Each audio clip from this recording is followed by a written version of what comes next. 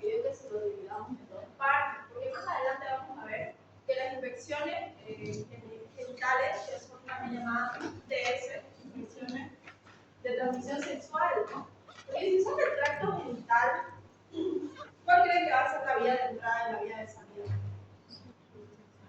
Vale, y la fuente de infección, Las secreciones sexuales. las secreciones genitales, ¿no? O sea, es relacionado.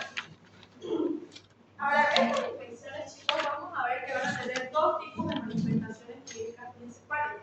Van a haber las que se van a manifestar con secreciones anómalas o patológicas y las que se van a manifestar con diferentes tipos de ulceración. ¿Ya? De esa forma se divide. El día de hoy vamos a empezar hablando de aquellas infecciones de transmisión sexual o infecciones de transmisión genital que van a presentar como manifestación clínica principal las secreciones patológicas. ¿Ya? Y en la siguiente clase ya vamos a seguir con la ulceración. Entonces, un poco de las competencias que vamos a abarcar el día de hoy. Dentro de la cognición vamos a saber identificar la microbiota genital y los principales microorganismos patógenos del tracto genital masculino y femenino. También debemos saber describir las condiciones para la toma de las muestras y el procedimiento que a seguir a la búsqueda de la patología. En competencias prácticas debemos resolver problemas relacionados con la epidemiología de los distintos patógenos y la técnica diagnóstica microbiológica de elección y actitudinales que trabajan con responsabilidad y respeto al docente de los no dice auxiliar, bueno. Ok. Entonces, como dijimos, entre nuestras primeras competencias va a ser identificar bien todo lo que es la anatomía del tracto genital, tanto masculino y femenino. ¿Ya?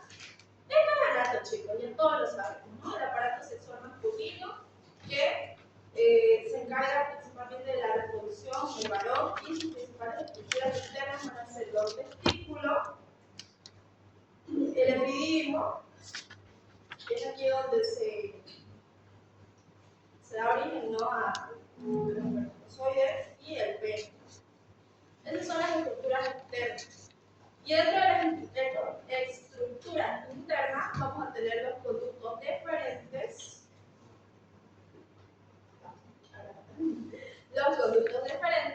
y las glándulas accesorias, como ser la próstata y las glándulas pulmonares. Esta es la anatomía básica y general del aparato sexual masculino. Para que nosotros, ¿por qué es importante verlo? Porque vamos a ver que las infecciones van a manifestarse o las secreciones, lógicamente las secreciones siguen ese trayecto, ¿verdad? Entonces, principalmente van a ser secreciones uretrales, ¿ya? Por ende, van a empezar a manifestarse a nivel de la uretra. Y luego tenemos el aparato sexual femenino. Este igual está encargado de garantizar la reproducción principalmente de la mujer, y las estructuras externas principales que conocemos son la vagina, el canal vaginal también llamado, el clítoris, aquí no se ve porque es interno, pero menos. El clítoris, que es uno de los órganos con más terminaciones nerviosas, ¿no? Y los labios genitales, que tampoco se describe. Y las estructuras internas principales van a ser el útero, los ovarios y las trompas uterinas. Entonces, eso ya conocemos bien cómo es la anatomía del tracto femenino. En las infecciones secretorias, por ejemplo, la infección producida por la Neisseria gonorrhoeae, es importante reconocer que en la Neisseria gonorrhoeae el tipo de secreción que se va a producir no se va a manifestar, o sea, no vamos a poder verlo a simple vista. ¿Por qué? Porque este se va a producir a nivel del cervix, por eso también es llamado cervicitis, ¿ya? Entonces eso también tómelo en cuenta. No se va a poder ver a no ser de que se haga un estudio, ¿ya? Más adelante vamos a ver qué estudio y vamos a hacer otras cosas. Entonces, la clasificación de las infecciones del tracto reproductor se va a clasificar principalmente en tres grupos. Las infecciones endógenas, que las infecciones endógenas van a ser producidas por microorganismos que habitualmente se encuentran en la vagina. Esto principalmente en la mujer. Chicos, ¿por qué? A ver, anatómicamente la mujer, claro, evidentemente la anatomía tiene mucosas, ¿no? Y está en contacto con el exterior. Y recuerden bien en la clase que hablamos de microbiota, dijimos que va a haber microbiota en todas aquellas partes del cuerpo que van a tener un contacto con el medio interno, ¿verdad? Entonces, las mucosas. Por eso esta mucosa, la mucosa del canal vaginal, va a estar colonizado de diferentes microorganismos. Uno de ellos puede ser distintas levaduras y también algunas bacterias. ¿Qué bacterias, a ver, es parte del tracto genital femenino como microbiota? Los bacilos de Dover-Ley o lactobacilos acidófilos, ¿no? Bien. Y dentro de las levaduras,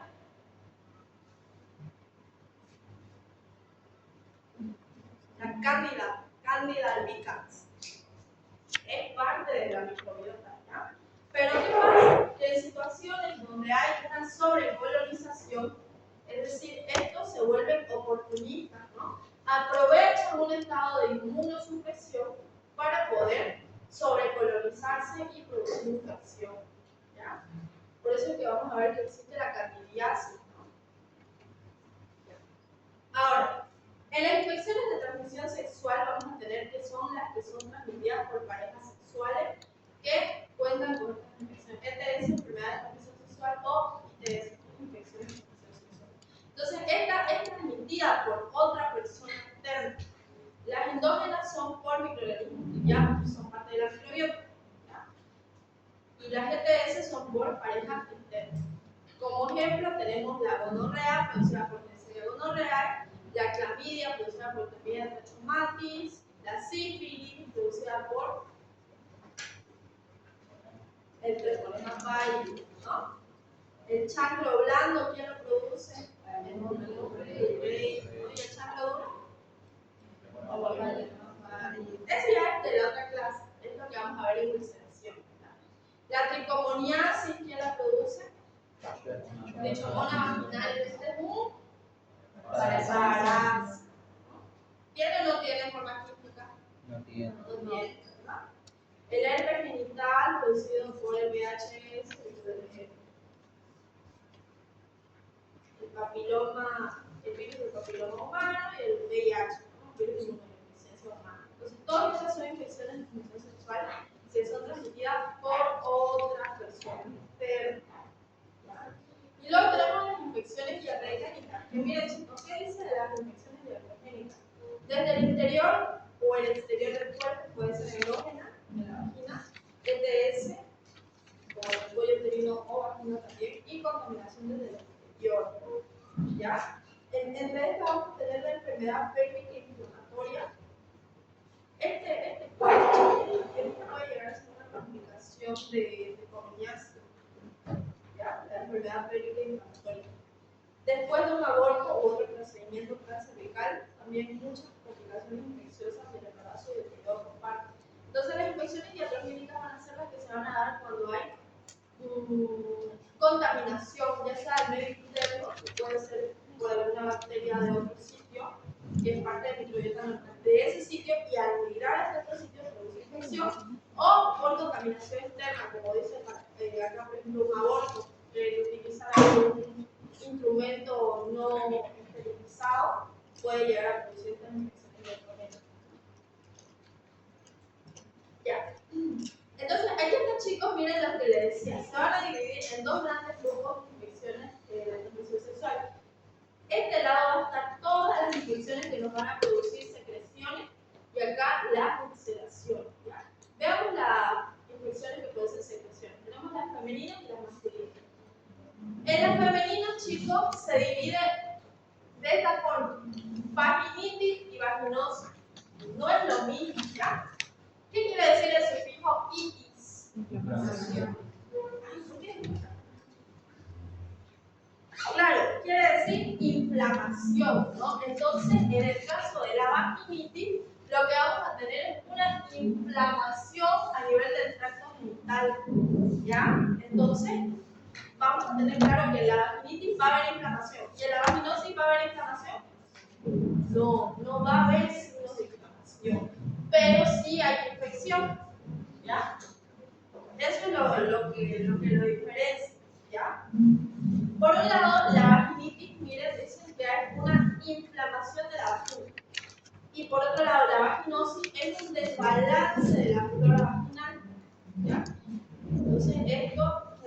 se da la vaginosis cuando hay una sobrepoblación de algún microorganismo que normalmente es parte de la microbiota, pero por condiciones como ser inmunodeficiencia y otro, aumenta, se sobrecoloniza y produce un desbalance. Los principales agentes etiológicos productores de vaginitis vamos a tener la Candida albicans, puede ser una candidiasis vaginal, y la tricomoniasis por tricomona vaginal. O también puede haber vaginitis bacteriana por Gardnerella vaginalis. Ya vamos a ver que la Gardnerella principalmente va a producir vaginosis, pero hay casos que algunos genes pueden producir vaginitis. Saben que en medicina no todo es exacto, ¿verdad? La doctora Marta dice que la medicina es una ciencia de probabilidades. Y es así. Muchos pacientes pueden presentar ciertos signos y síntomas muy diferentes a otros. Y no quiere decir que no tengan la misma infección, sino que cada persona se presenta de manera diferente. ¿Cuáles son los principales síntomas de la vaginitis? Prurito vulgar, dispareunia. ¿Qué es la dispareunia, chicos? Dolor al mantener las relaciones sexuales, ¿no? El coito. Y una secreción vaginal anormal. Aquí, chicos, en esta sección de las infecciones genitales femeninas que producen secreción, el chiste es que sepamos diferenciar qué tipo de secreción va a ser correspondiente a qué tipo de infección. Por una parte, la infección producida por Candida albicans nos va a producir una secreción más lechosa, más grumosa, ¿ya? Más espesa y de color blanquecino, ¿ya? Esa es la secreción de Candida albicans. Luego, la secreción producida por una tricomoniasis, por una tricomona vaginalis, nos va a producir un tipo de secreción más verdosa, amarillenta, más mucosa y más abundante. Ya también el olor, por una parte la secreción de Cándida no tiene mucho olor, pero por otro lado la secreción de Gardnerella vaginalis, por ejemplo, que produce la vaginosis, tiene un fuerte olor a pescado, dice la literatura, ¿no? A pescado podrido, o sea, es fétido. Y la secreción por Gardnerella va a tener un color más grisáceo y va a ser menos abundante que el de Cándida. Y va a ser más líquido, ¿ya? Entonces, todas esas características ustedes tienen que saber reconocerlas para que cuando ustedes evalúen a una paciente puedan, de acuerdo a eso, saber identificar qué tipo de flujo están viendo. Y de acuerdo a eso, relacionarlo con un tipo de agente biológico específico, ¿ya? Entonces, estas son las vaginitis. Las vaginosis bacterianas nos dicen que ya tenemos un desbalance de la flora vaginal normal. Principalmente la agente etiológico es la Gardnerella vaginalis, ¿ya? Que es un poco así lo gram negativo principalmente, aunque investigué un poco y puede ser variable, puede ser gram negativo o gram positivo. ¿Por qué se debe esto? A que esta bacteria tiene una pared celular muy delgada. Entonces, está muy de apenas que es una secreción de gram. ¿Qué características tiene? Una secreción vaginal grisácea y maloliente. ¿Sí? Color grisáceo, color a pescado fétido podrido, vaginosis por Gardnerella vaginalis, ¿no? Otra característica es que el pH vaginal se va a elevar, ¿ya? Normalmente el pH vaginal está entre 4, 4,5 por ahí, ¿verdad? Entonces, si hay un pH vaginal más alcalino, puede ser también un indicio de una vaginosis bacteriana, ¿no? ¿Por qué? A ver, pensemos. ¿Qué le va a dar esa acidez característica al medio de la flora vaginal? Los lactobacilos acidófilos, ¿no? Por algo dicen acidófilos. Entonces, ellos propician que el medio esté acidificado, ¿no? Entonces, si está, miren, acá dice que es un desbalance de la flora vaginal normal. Quiere decir que esos lactobacilos, ¿cómo van a andar? Disminuyendo. Entonces, ese medio ácido ya no va a ser tan ácido, va a ser más alcalino. ¿Y eso qué va a propiciar? Que haya colonización, infección de las bacterias, ¿no? O invasión de otros microbios. Y presencia de células clave o células llave. Sí, eran esas dos. Estas células, chicos, van a ser un signo patognomónico de Gardnerella vaginalis. ¿Qué es un signo patognomónico?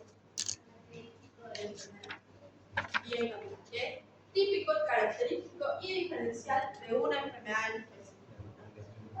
Estos criterios de acá, chicos, se llaman criterios de Hansen, ¿ya?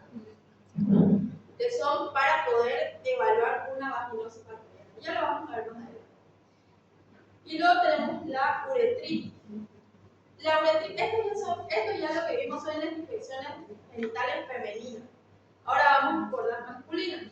Que acá también vamos, o sea, las uretritis también pueden ser producidas en la mujer, solo que no se conoce como uretritis, se conoce como cervicitis, ¿ya?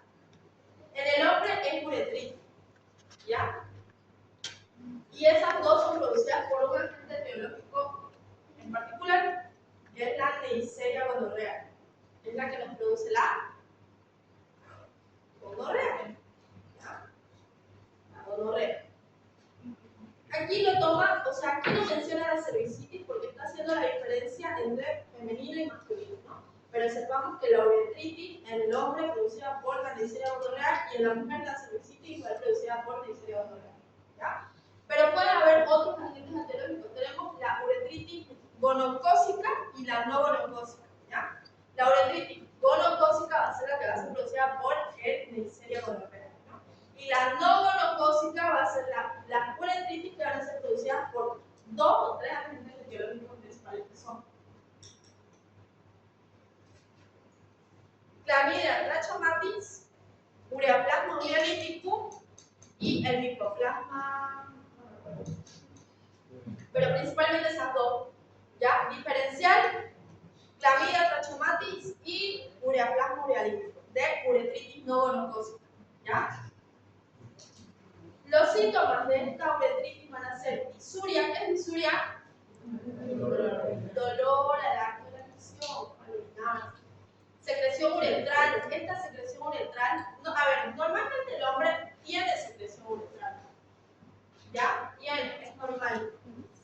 Pero, ¿qué pasa? Que la secreción en la secreción gonocócica que es producida por la gonorrea va a ser una secreción purulenta, ¿ya? Entre más blanquecina, o sea, es purulenta. Cuando ustedes ven una secreción que sea blanquecina y que además está acompañado de disuria, aumento de la frecuencia de la fricción, entre otros síntomas, es una secreción producida por Neisseria, ¿no? Puede ser por Neisseria si es una uretritis monocócica o por Clamidia trachomatis, ureaplasma ureolítico, si es una uretritis no monocócica, ¿no? Ahora, el hombre, anatómicamente, la uretra, sabemos que es en boca. ¿Dónde es en boca?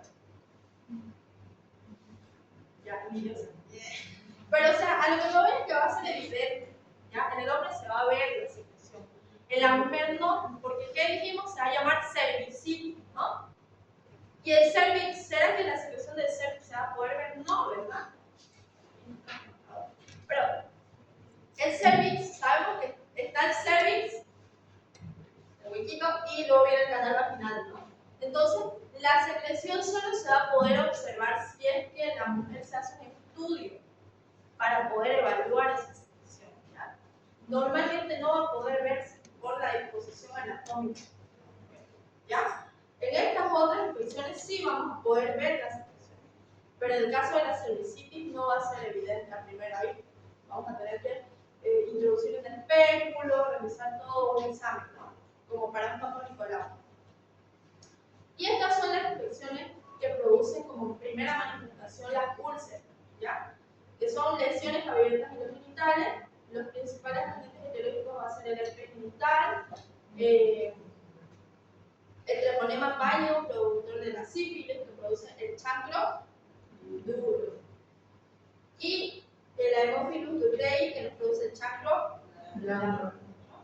Características: úlceras dolorosas, edema alrededor de las úlceras y adenopatía, ¿ya?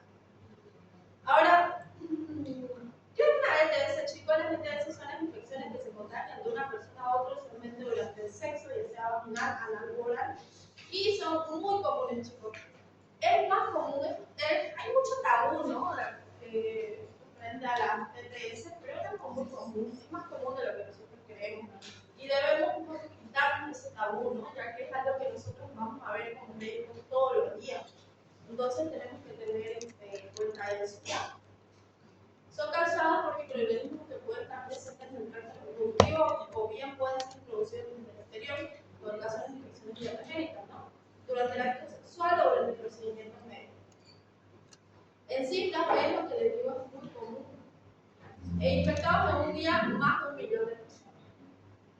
Más de 1 millón alrededor del mundo, 376 millones anualmente, por una clamidia, gonorrea, sífilis, tricomiasis, entre otros.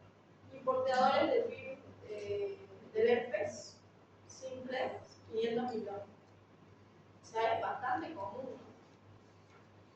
Aquí está lo que les digo, chicos. Miren, esta secreción se ve, esto no es normal, ¿verdad? Es una secreción purulenta. ¿Lo ven? No es normal. Esta secreción es producida en la uretritis. ¿Ya? Esto va a estar acompañado de ¿qué? De disuria, que es dolor admisional, aumento de la frecuencia miccional. Si el hombre va a querer ir a cada rato al baño, ¿no? Y va a sentir ardor y va a decir, ay, orino un poquito y me da, y voy a cada rato al baño. Y además tiene esta secreción.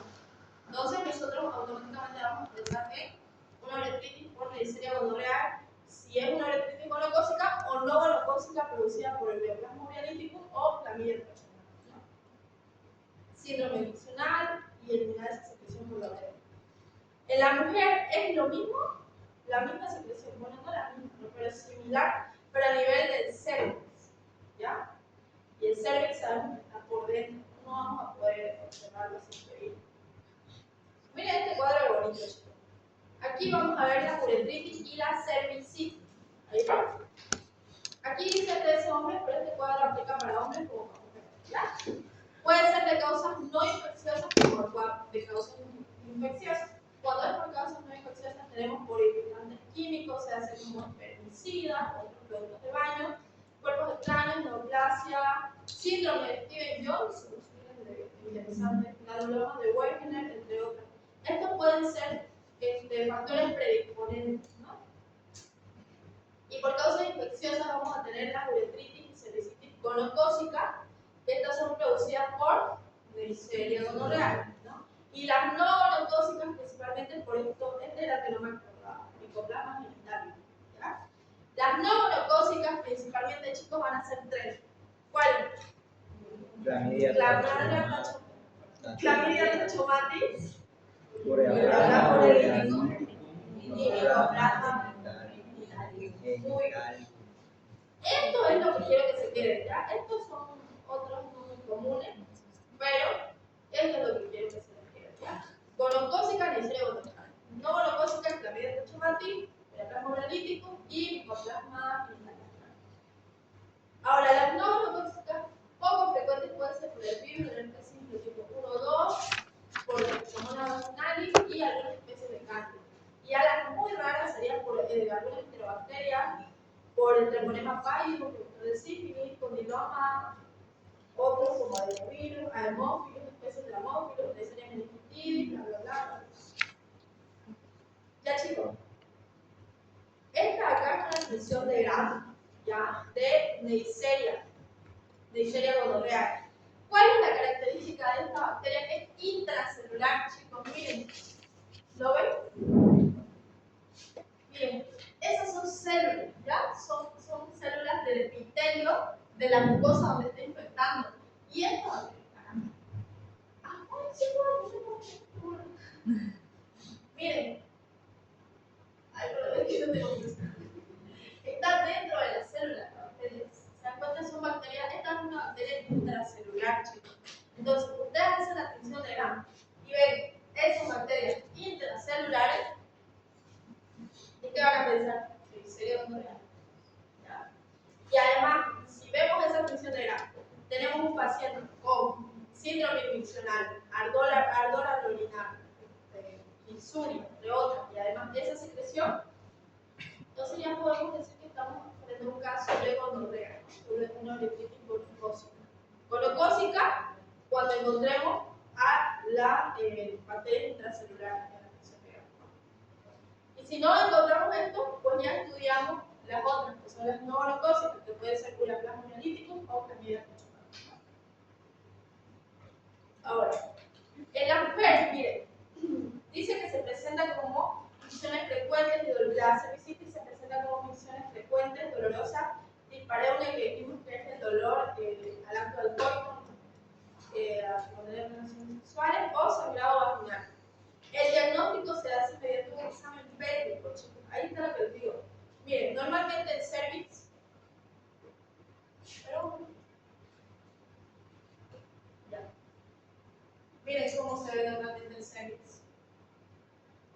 Normalmente es así o tiene una secreción muy límpida, clarita, ¿ya? El cervix, cuando se hace un examen pélvico, en donde se introduce una espécula y se puede observar todo el cervix, ¿no? Pero cuando tenemos una cervicitis, miren, va a estar toda esa secreción purulenta. Y eso es acá, en el cervix. Si fuera acá, a nivel del canal vaginal, lo podríamos observar, pero como es en el cervix, solo se puede hacer mediante un examen pélvico, ¿no? Solo que está eso. Ya. Dice que sin tratamiento puede causar una EIP. Ya vimos que es una. Ya vimos que era una EIP. Es una enfermedad pélvica inflamatoria. Esta es ya algo un poco más grave. Entonces, la enfermedad pélvica inflamatoria puede llegar a producir a nuestra paciente infertilidad, puede producir abortos espontáneos y otras cosas más graves, ¿no? Entonces es importante reconocerlo y poder dar tratamiento. Ahí es lo que decía: infertilidad, embarazo ectópico, dolor pélvico crónico, entre otros. Las embarazadas con cervicitis pueden transmitir a los hijos durante el parto y causan oftalmia neonatal y neumonía.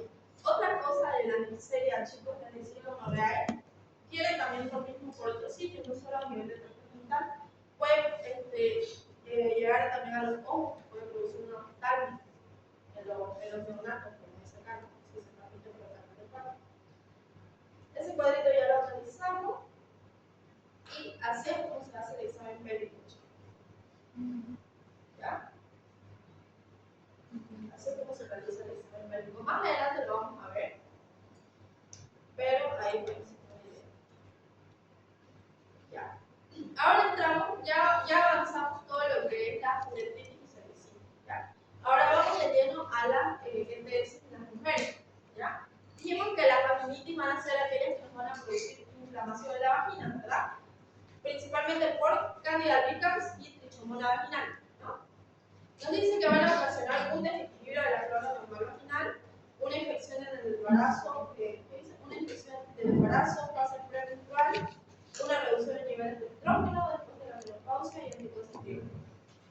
La Trichomona vaginal, chicos, tiene una característica. Hablamos de Marta. ¿Por qué sustancia tiene actividad la Trichomona vaginal?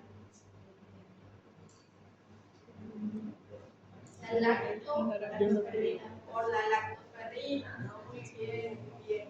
Entonces, la lactoferrina normalmente, ¿en qué fase del ciclo está más elevada? Pre o postmenstrual. A ver, ¿qué dice? ¿Quién dice premenstrual? ¿Quién dice postmenstrual? La premenstrual. Premenstrual. Ya vamos a premenstrual. Ya. Cualquier cosa yo. Entonces, chicos, estas infecciones nos van a producir diferentes tipos de secreciones. También la secreción vaginal se conoce como leucorrea. Ojito con eso, chicos, porque si la doctora les dice leucorrea, ya están dándose una idea de que se refiere a secreción vaginal anómala, ¿no? Que no es normal, eso es la leucorrea. También puede ser acompañada de prurito, irritación, eritema, disuria y dolor o dispareunia. En la trichomona hay un signo característico que se presenta a nivel del cervix, del cuello uterino. ¿Cómo se observa? Como unos punteados, ¿no? Como picadura de fresa, ¿no? Bien, bien, bien. Acá creo que tengo una imagen. Pero ya saben, ¿verdad? O bien.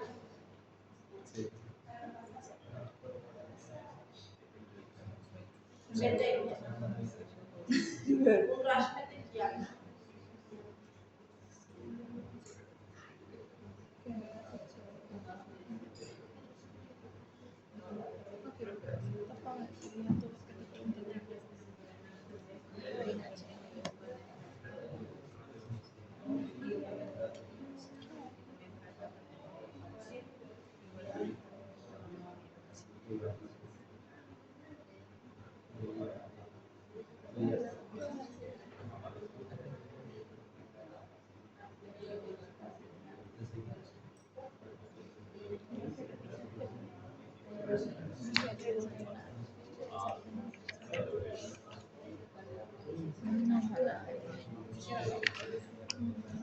Ya chicos, miren, ¿lo ven? Ese es el signo de picadura del cerdo que expresa. ¿Ven? Ese mirado. ¿Ya? Eso, ustedes ven eso, tricomoniasis. Y si además de eso está acompañado de un flujo de color medio verde, amarillento, abundante, maloliente, tricomoniasis.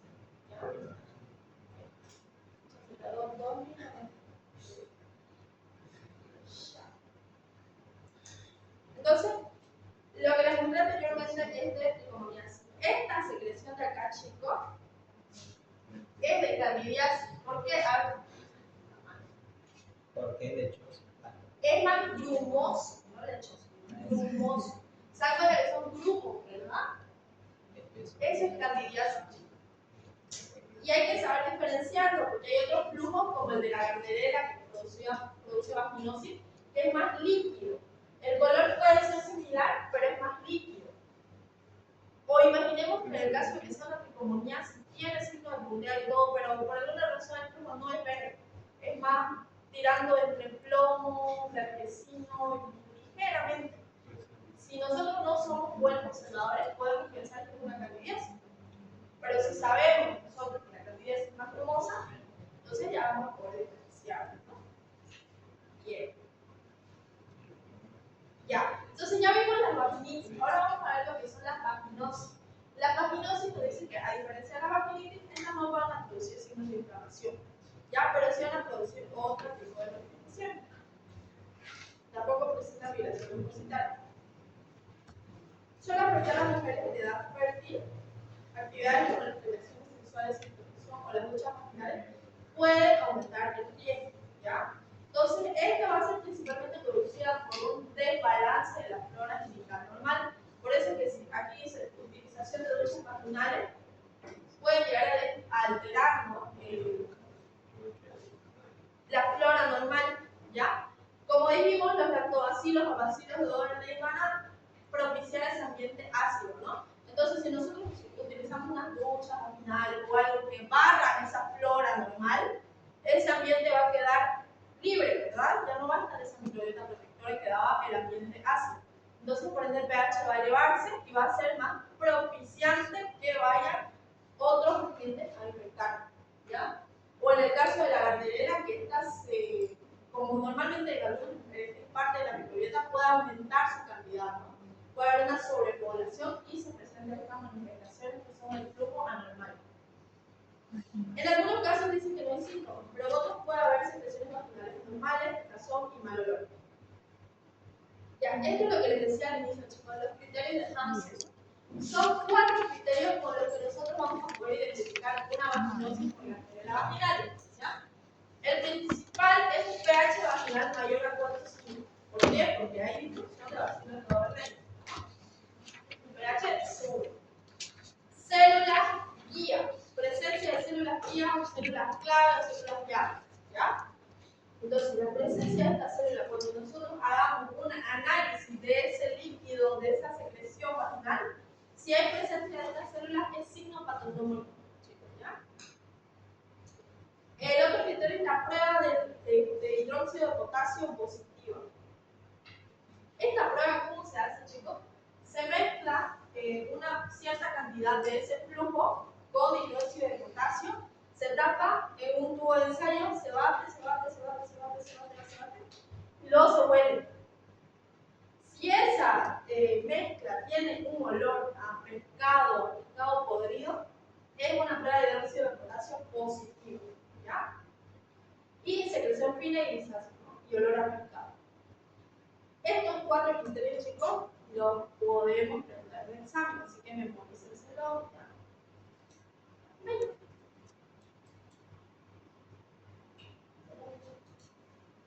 Y así es la secreción, chicos, de la vaginosis.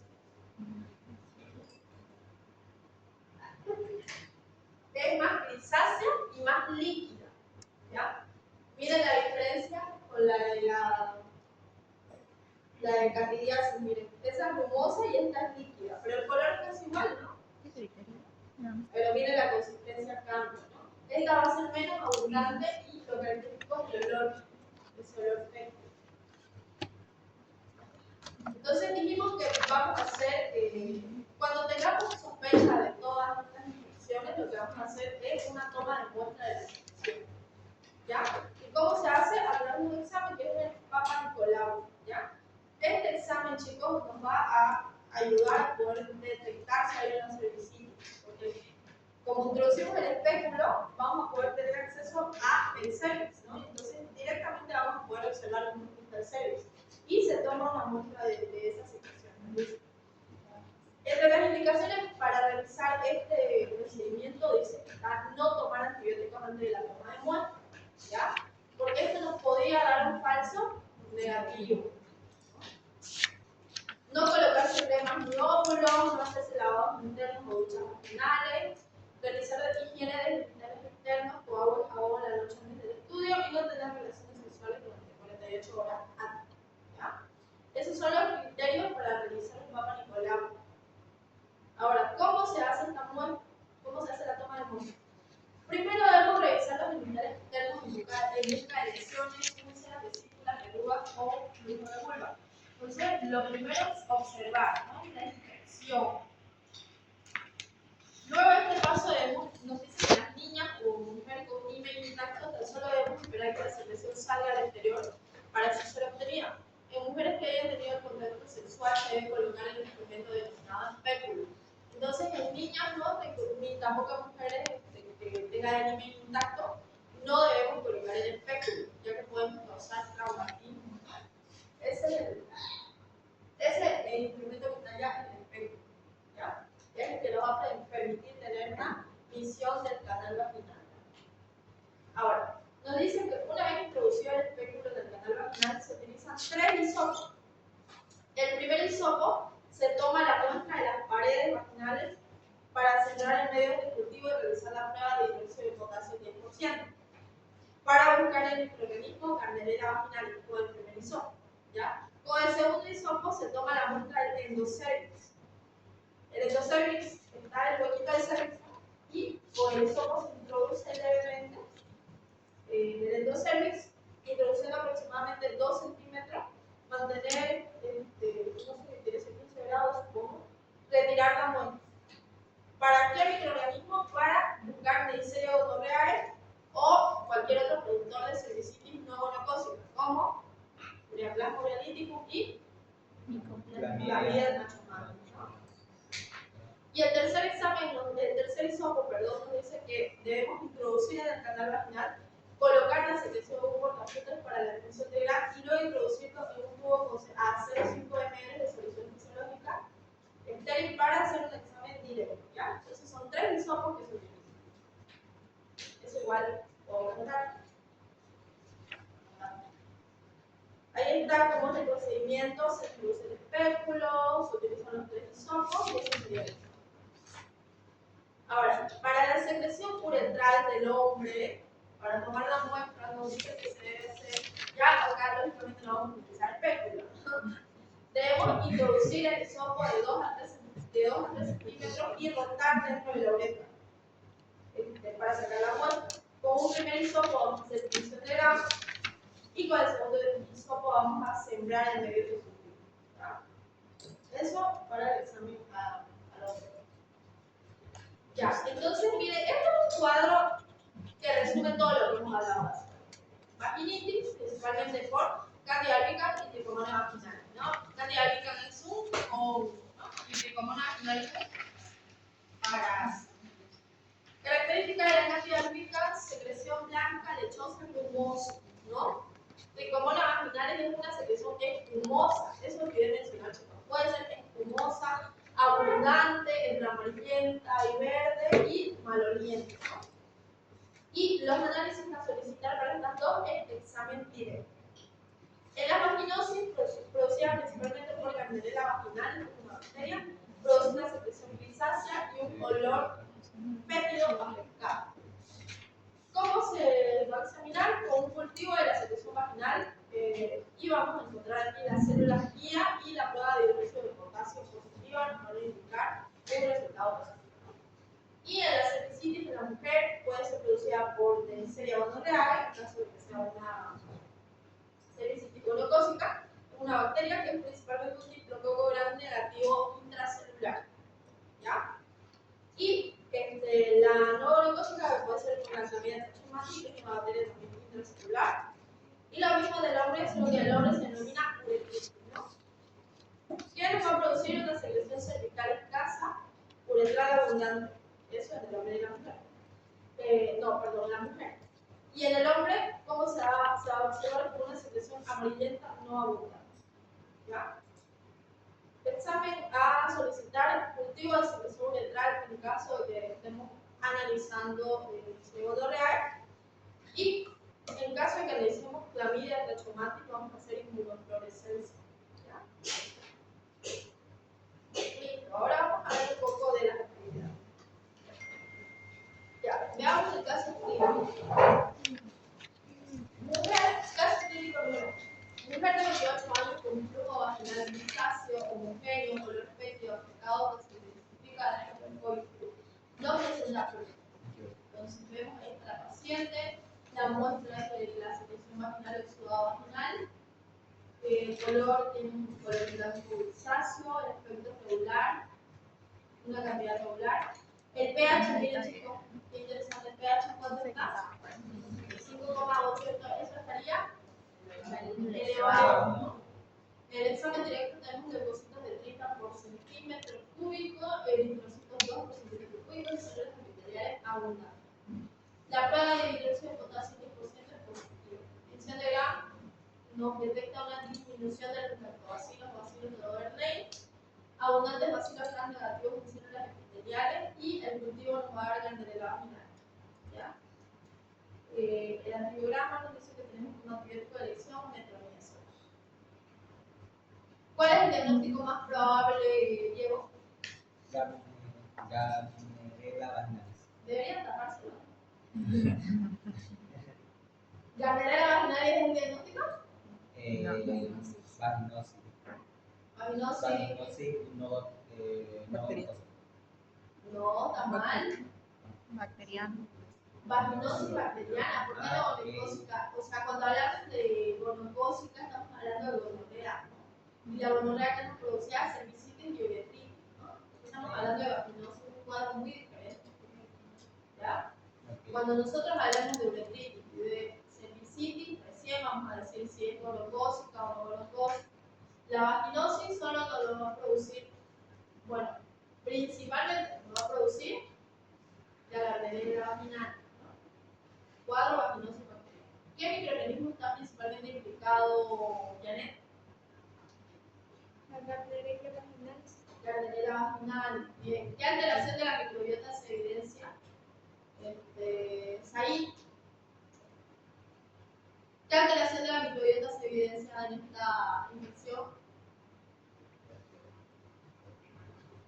Pero sí, Said. Mira, si todavía te lo pongo para que me lo lea y dice, no sé.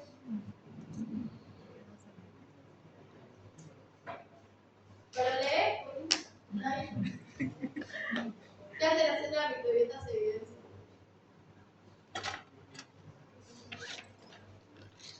Disminución de la flora normal. ¿Cuál es la flora normal, Said? La flora normal vaginal. Lo dijimos 3, 4, 5 veces. Lactobacilos, acidofilos, ¿con qué otro nombre se la conoce? Said. No le soplen. Bacilos de Doderlein. Bacilos de Doderlein, que no se te olviden. ¿Cuáles son los hallazgos característicos en esta patología? Miguel. pH mayor a 4,5, prueba de dióxido de potasio positiva, células guía y secreción grisácea. ¿Y cómo se llama este conjunto de criterios? ¿Qué nombre recibe? Criterio de Amsel. Criterios de Amsel. Criterios de Amsel, ¿no? Bien. Caso clínico número 2. Varón de 24 años de edad con disfonía intensa, secreción uretral purulenta, refiere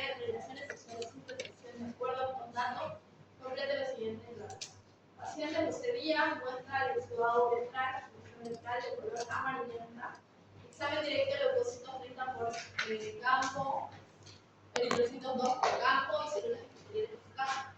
Tinción de Gram, diplococos, Gram negativos y ultracelular. El cultivo nos aísla el Neisseria gonorreae y el anfibiograma blanco. Agente etiológico probable. A ver, Nereida, ¿qué hallamos de la tinción de Gram no orientativa? Diplococos Gram negativos intracelulares, eso se lo dije al inicio, ¿no? Cuando ustedes vean la tinción de Gram, los diplococos dentro de la célula, Neisseria gonorreae. ¿Qué otra ITS debería tratarse? Gaming. Lo que es la infección por clamidia, trachomate, ureoplasma uriaticum y micoplasma genital. ¿Cómo se le llaman los cuadros producidos por esta bacteria?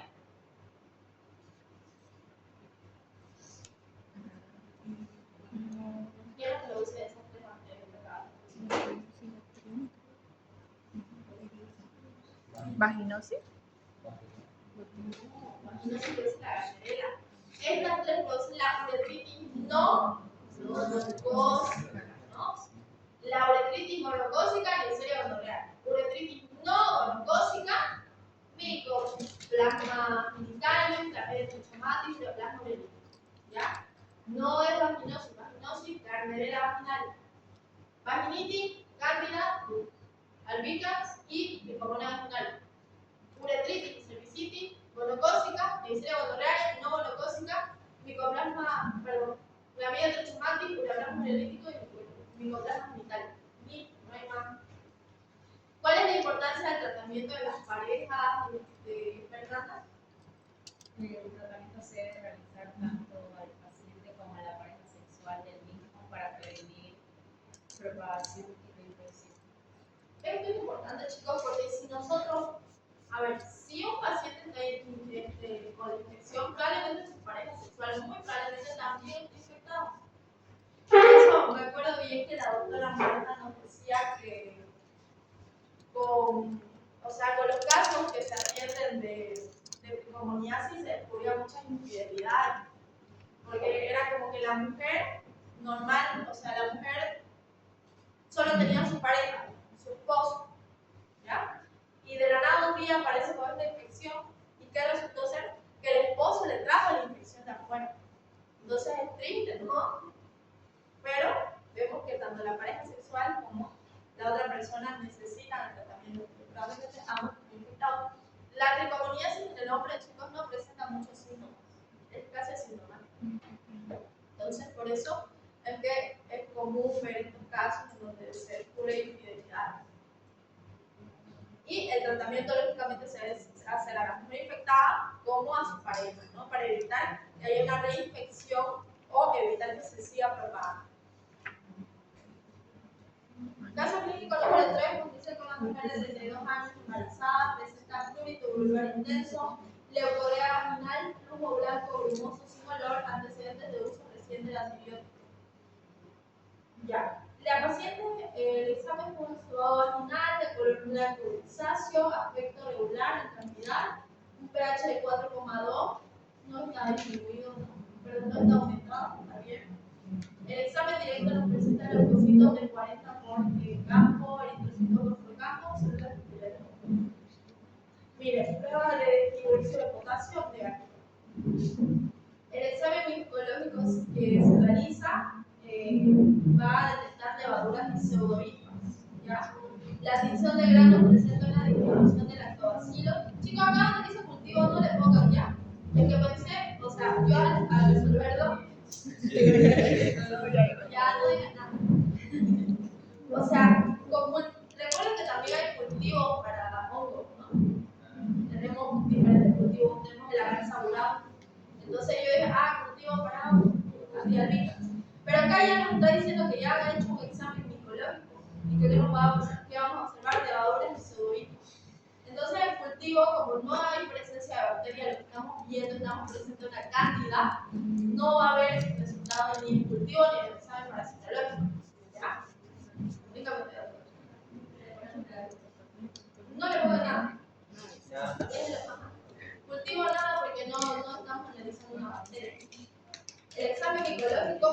levadura tizoidea.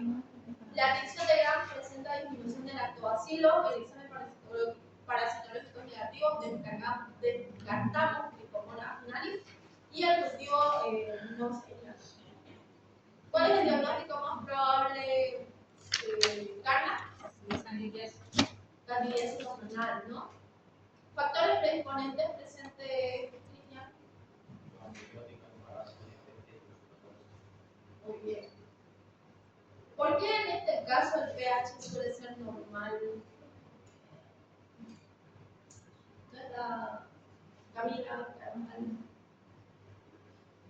Porque al ser un hongo no va a afectar el proceso de duelo.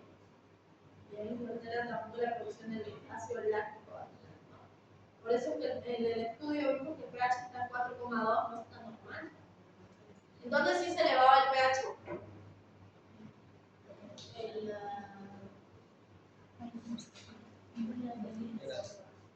En la vaginosis, ¿no? Por la arteria vaginal se elevaba el pH. Está dentro de uno de los criterios de Hansen, ¿no? pH mayor a 4,5. Diferencias con las. Ahí está lo que les digo, mire, diferencias con vaginosis bacteriana, la candidiasis causa pluripendencia, un flujo blanco y grumoso sin olor y un pH menor o igual a 4,5. Mientras que la vaginosis causa mal olor afectado en el flujo grisáceo y un pH mayor a 4,5. Cita los microorganismos de la flora normal genital. A ver, en el útero, las trompas, testículos, próstata, dividimos qué microbiota hay, Frank. Son estériles, ¿verdad? No tendría que haber microorganismos, eso sí. En la vagina de la mujer adulta, Diego, La microbiota. Los lactobacilos de dolor. lactobacilos ácidos. Eso. Ya, está bien. Lactobacillus. Y en la vagina, pero en las niñas, miren la diferencia en mujeres adultas, hay lactobacilos acidófilos, pero en las niñas tenemos estreptococos y estafilococos.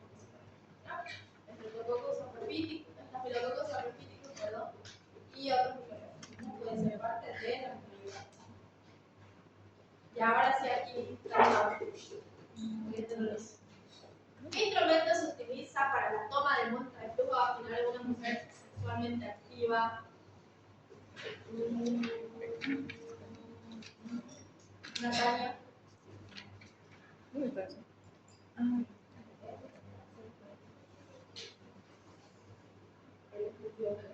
Espéculo. Aquí sí está bien porque dice instrumento, no dice material. No, si dijera cualquier otro material sería el hisopo. Por acá estamos hablando de un instrumento, entonces el espéculo. ¿Ah? Una vez que se toma la muestra, ¿cuáles son los pasos siguientes para realizar el examen microbiológico, Yarin? Tinción de Gram, cultivo y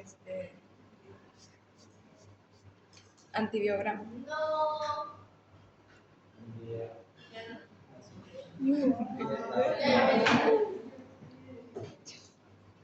Entonces mismo examen directo, tinción de Gram, cultivo y antibiograma. ¿Qué microorganismos se pueden observar en el examen directo?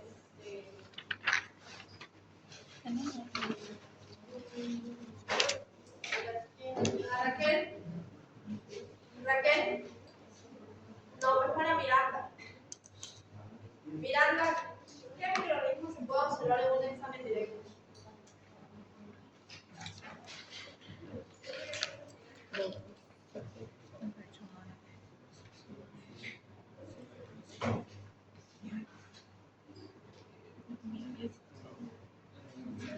No me iguala todo. Sí, está toda la guía. No está toda la que ven. Ay, bueno, mi decisión era eso, pero sí.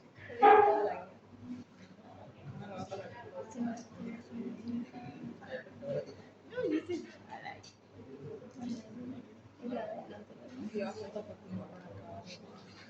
¿Qué microorganismos podemos observar en el examen directo? Igual para algunas personas. Sí, grabando. Bien. Acá acaba de responder Cristian, chicos.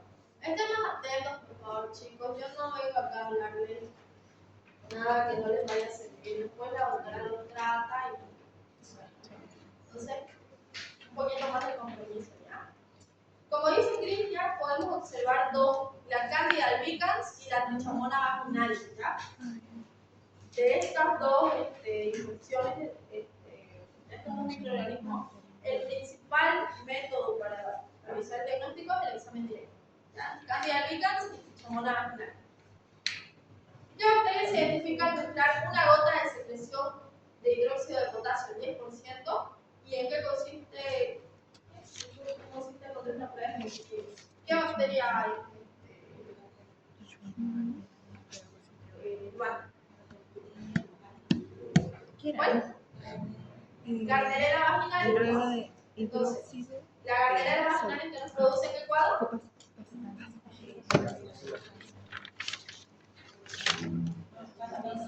Vaginosis bacteriana, ¿no? Acuérdense, vaginitis, Candida albicans y Trichamona vaginalis. Vaginosis, Gardnerella vaginalis. Uretritis, cervicitis, gonocócica, Neisseria gonorrhea, no gonocócica, Clamidia trachomatis, Myoplasma ¿no? Y ni siquiera le meten Mycoplasma genital. Listo, es más chico, en la admisión de la examen directo en esta infección es la observación de células guía o células guía, ¿no? Muy bien, Camila. Cita el microorganismo que produce vaginitis con una secreción blanquecina con aspecto de leche cortada. Sarsuri. ¿Dónde está Sarsuri? ¿No vino? ¿Dónde está Marianela? Cita el microorganismo que produce vaginitis con una secreción blanquecina con aspecto de leche cortada. Candida albicans. Muy bien. Cita el parásito flagelado que produce vaginitis con secreción abundante de aspecto amarillento. Raquel.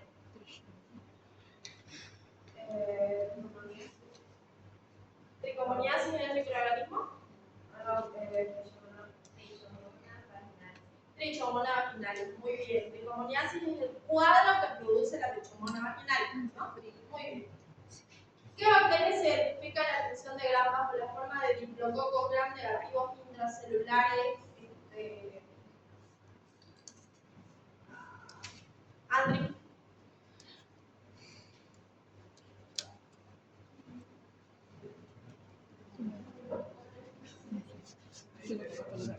Muy bien, la Neisseria gonorrhea. Entonces, porque son diplococos gram negativos intracelulares, ¿no?